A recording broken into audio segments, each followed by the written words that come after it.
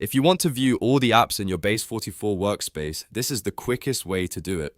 In this short tutorial, I'll show you exactly where to click so you can access the full list of workspace apps in just a few seconds. If this video helps, don't forget to like the video and subscribe for more simple software tutorials just like this. Alright, let's get started. First, open Base44 and sign in to your account if you're not already logged in. Once you're inside the platform, look at the left navigation bar on the screen. This is where Base44 keeps the main menu options for your workspace. Now find the option labeled All Apps and click it. As soon as you do that, Base44 will show you all the apps available in your workspace. That's it. You don't need to dig through different menus or settings. The All Apps section is the fastest place to see everything in one view. If you're managing multiple apps, this makes it much easier to switch between them. Organize your workspace and find what you need without wasting time.